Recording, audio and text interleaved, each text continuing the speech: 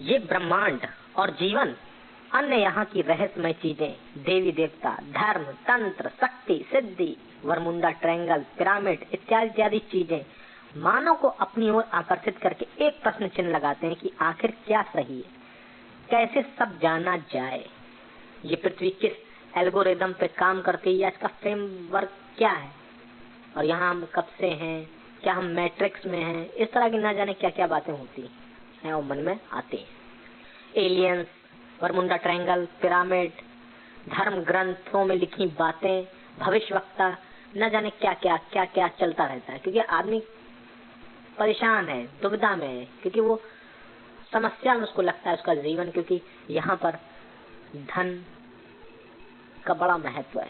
आदमी स्वार्थ, अहंकारी और न जाने क्या क्या चीजों को लिए फिरता है और आपस में लड़ता फिरता रहता है, जबकि मानवता की वो परिभाषा ही को भूल जाता है जो उसके धर्म में दी गई है, इंसानियत की परिभाषा, और आपस में लड़ता है। अरे आपस में जब आपके ईश्वर नहीं लड़ते हैं, अरे चलिए हम कमजोर हैं, हमारे ऊपर कानून थोपा गया है, या मान लीजिए कोई किसी से शक्तिशाली हो सकता है जिस वजह से नहीं लड़ते, लेकिन आपका ईश्वर क्यों नहीं ऊपर लड़ता, क्यों नहीं दिखता कि ऊपर हाँ लड़ाई हो रही है? जब आपके ईश्वर नहीं लड़ रहे हैं आपस में, जिन्होंने आपके धर्म किताबों को बनाया, आप आपस में क्यों लड़ते हैं? मानता हूँ कि पांचों उंगलियां बराबर नहीं होती हैं, कोई बुरे होते हैं, कोई अच्छे होते हैं, लेकिन इंसानियत का बचाव करिए, उनको सुधारिए, या उनको सुधरना चाहिए खुद सोच के कि नहीं, हम लोग मानव हैं।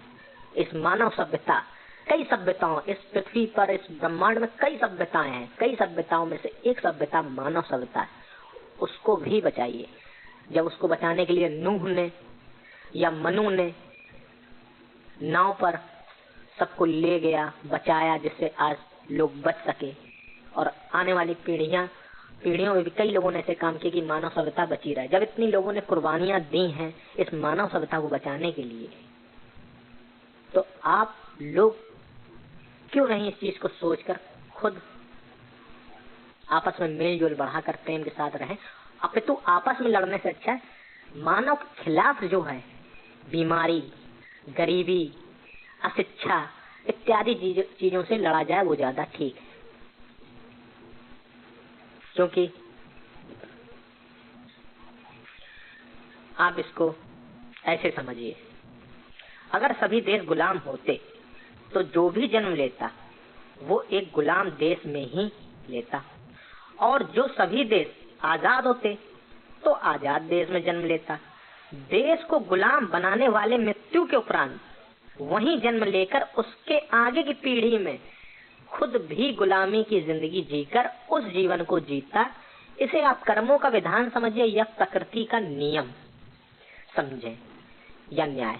अतः इसीलिए जी और जीने दो, ताकि आप भी सही से जी सकें। अतः आपसी भेदभाव को भुलाकर या भूलकर गरीबी, अज्ञानता इत्यादि समस्याओं के लिए कार्य करें, ताकि आप अगर यहाँ दोबारा आए या दोबारा जन्म लें तो अच्छा ही जीवन पा सकें, या फिर जो आपके बाद आए वो आपको शुक्रिया अदा कर सकें अच्छी जिंदगी देने के लिए। ऐसा करने पर इस धरती पर ही विकासवाद का अच्छा और सभी डायमेंशन व लोक, स्वर्ग लोक इत्यादि का सुख मिल पाएगा, और आप अच्छे से बिना चिंता के बोध ज्ञान रूपी मोक्ष या मुक्ति को पा सकेंगे। तो आप अगर अब चाहते हैं कि आगे की पीढ़ी जो है वो अच्छे से कार्य करे, अच्छे से चले, सब चीजें बढ़िया से रहें, तो आपको मेहनत करनी पड़ेगी। जब आज आप मेहनत करेंगे, अपने समाज को जोड़ेंगे, सभ्यता को जोड़ेंगे, अच्छे से रखेंगे, तो जो भी आगे जन्म लेगा उसको अच्छा ही मिलेगा। क्या चाहते हैं कि जो आपके साथ हो रहा है बुरा व्यवहार, जो आपके झेल रहे हैं, वो आगे की पीढ़ी भी इसको झेलती रहे और कहती रहे, दोष देती रहे, पूर्वजों के दोष देती रहे? नहीं, हमें अच्छा करना है, क्योंकि इससे आगे एक अच्छी मिसाल क्रिएट हो, अच्छा जीवन क्रिएट हो सके। रही बात विकासवाद, 5D, 6D, 7D, 8D, 9D या लोक परलोक, स्वर्ग, मोक्ष, मुक्ति इत्यादि में से आत्मा के लिए क्या सही चुनाव करना है, तो इस विषय में यही कहना चाहूंगा कि ये भ्रमजाल है, इल्यूजन है, मैट्रिक्स है। इसको कई शब्द दिए गए हैं, समझ सकते हैं, लेकिन जो है सो है, आपके सामने है। तो इसमें और ना फंसिए कि मैं 5D में चला जाऊं, 7D में चला जाऊं, या विकासवाद के बहुत अच्छे ऊंचे विकास पे चला जाऊं, या लोक परलोक या स्वर्ग लोक या तल अन्य चीजों में जाऊं, क्योंकि सब एक एक चीज का ही हिस्सा है, लेकिन इसका आखिरी छोर, आखिरी दरवाजा मुक्ति है। और मुक्ति या मोक्ष या निर्वाण कोई स्थान नहीं है, ये एक बोध, आत्मज्ञान, ज्ञान रूपी प्रकाश है, जिसको पाने के बाद आप एक स्वतंत्र आनंदमय जीवन में पहुंच जाते हैं। और वही आपका लास्ट स्टेज उसको समझिए, या उसको आप आखिरी पड़ाव समझिए सभी सभ्यताओं, सभी डायमेंशनों, सभी लोक परलोक इत्यादि इत्यादि, जो कुछ भी ब्रह्मांड आप जो कुछ भी ढूंढ सकते हैं, छोटा से छोटा, बड़ा से बड़ा, कुछ भी, सब कुछ के बाद जो लास्ट आखिरी दरवाजा या आखिरी चाबी आप इसको मान सकते हैं, ये बोध रूपी चाबी, आत्मज्ञान रूपी चाबी, ज्ञान रूपी चाबी है, जिससे आप इस गहरी नींद से जाग पाते हैं। उसके जागने के बाद आप अपने वास्तविक जीवन में पहुंच पाते हैं। तो आदमी का, मानव का लक्ष्य यही होना चाहिए, यहाँ जब तक वो रह रहा है लोगों के साथ प्रेम से रहे, और आगे की जो पीढ़ी जो शिक्षा लेने आ रहे हैं, जो अनुभव लेने आ रहे हैं, या किसी लक्ष्य को लेके आ रहे हैं, वो उसको अच्छे से पूरा कर पाए, उसके लिए उनको अच्छा सा प्लेटफॉर्म देना। अब पता चले आदमी किसी अच्छे गंतव्य या अच्छे लक्ष्य को लेकर यहाँ आता है, तो वहां पर आदमी अपने प्रतिस्पर्धा के कारण उस पे ही दलीलें देने लगता है। जैसे कि आपने देखा होगा, ईसा मसीह आए यहाँ पर लोगों को प्रेम ज्ञान देने के लिए, लेकिन लोगों ने क्या किया? लोगों को ये लगा कि कहीं ऐसा ना हो ये कोई भगवान बन जाए, ये कोई राजा बन जाए, या यहाँ पर आके हम पर हुकूमत करने लगे। तो जो वहाँ के लोग थे, पहले से जो वहाँ शासित थे, उन लोगों ने उन पर ही आरोप लगाकर और क्या उनके साथ किया। ऐसे यहाँ पर होता रहता है।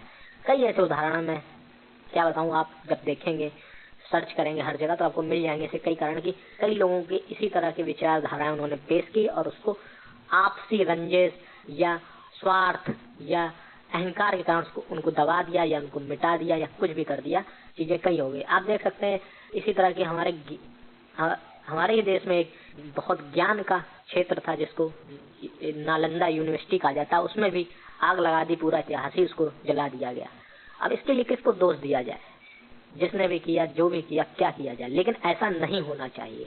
इंसान को जियो और जीने दो। आज अगर मान लीजिए वो किताबें होती आज, तो क्या अकेले भारतवर्ष को ही उससे कुछ मिलता? अरे सभी को उससे मिलता, उस ज्ञान का सभी लोग लाभ ले पाते। हो सकता है वहाँ पे आयुर्वेदिक कुछ ऐसी किताबें हों जिससे लोग अच्छे से आज स्वस्थ हो पाते, या जिन बीमारियों से आज विज्ञान नहीं लड़ पा रहा, हो सकता है उन किताबों में उनके उपचार लिखे होते और उससे पूरी ही दुनिया लाभान्वित हो रही होती। तो आप कहीं ना कहीं आप इस तरह का काम करते हैं तो अपने पैर पे ही कुल्हाड़ी मार रहे होते। वो बात अलग है कि आप वो चीज जान नहीं पाते हैं, क्योंकि चीजें याद नहीं रहती हैं। जैसा कि आपको अगर मान लीजिए कोई मूवी है 10 बार, 100 बार, 1000 बार दिखाई जाए तो आप बोर हो जाएंगे। वैसे ही अगर एक मूवी आप देखते हैं और भूल जाएं, फिर आप देखें, फिर भूल जाएं, फिर देखें, फिर भूल जाएं, तो आप शायद बोर नहीं होंगे। क्यों? क्योंकि आपको लगेगा सब ठीक है, क्योंकि आपने मूवी देखी नहीं तो आप बोर ही नहीं हो सकते। लेकिन ऐसे ही ये लाइफ है कि आप जीते हैं, भूल जाते हैं, जीते हैं, भूल जाते हैं। आपको लगता है सब नया है, तो आप सोचते हैं इसी में मैं सब कुछ कर लूं, लेकिन ऐसा है नहीं। आप भेड़ चाल में या लोगों को देखा देखी करके उन्हीं के जैसा बनने के चक्कर में, या आपके मन में कोई विचार आता है, या माता पिता कहते हैं बेटा ये बनो, या आपके मन में कहीं से कुछ एक्सप्रेशन आता है कि हाँ यार ये चीज करनी चाहिए, आप वैसा आप करते हैं, और लोगों के जो देखते हैं उसी चीज में आप जूझ जाते हैं, और आप भेड़ चाल का शिकार होके उसी खाई में बार बार गिरते हैं जहां से आप निकल नहीं पाते या निकलना नहीं चाहते। ये इस तरीके से हो जाता है जैसे कोई ट्रेन का डिब्बा पूरा भरा हुआ है और आप उसमें घुसते हैं, तो आप पहले लड़ते हैं, झगड़ते हैं, मुझे सीट चाहिए, मुझे बैठने की जगह नहीं मिल रही है, और धीरे धीरे 1-2 स्टेशन निकलने के बाद आप कहीं ना कहीं एडजस्ट होके आराम से बैठ जाते हैं, और फिर अपने ऐसे तक पहुंच जाते हैं। ऐसे यहाँ पर आदमी आया, उसने देखा ये तनातसी, ये चल रहा, वो चल रहा, जो उसको देखा वैसा ही उसने किया, समझा, किया। क्योंकि अब उसके पास इतनी कंफ्यूजन, इतनी सारी किताबें हो गई, इतने सारे ज्ञान हो गए कि वो कंफ्यूज हो गया। और मेरा कार्य यही है कि आपको उस कंफ्यूजन से निकाल के आपको सही चीज, सही दिशा देना, जिससे कि आप भ्रमित ना हो, आप जाग सकें, अंत में किसी भी तरह से जाग सकें। तो फिलहाल जब तक जीवित हैं तब तक लोगों को जोड़िए, अच्छा काम कीजिए, अच्छे लोगों से मिलिए, अच्छे या बुरे लोगों से मिलिए, उनको अच्छा करिए, उनको बताइए कि कैसे इंसान को रहना चाहिए। क्योंकि हमें आपस में लड़ने से कोई फायदा नहीं। हमें अगर लड़ना ही है तो गरीबी, अज्ञानता, लोग बीमार हैं, अन्य चीजों के उससे लड़िए।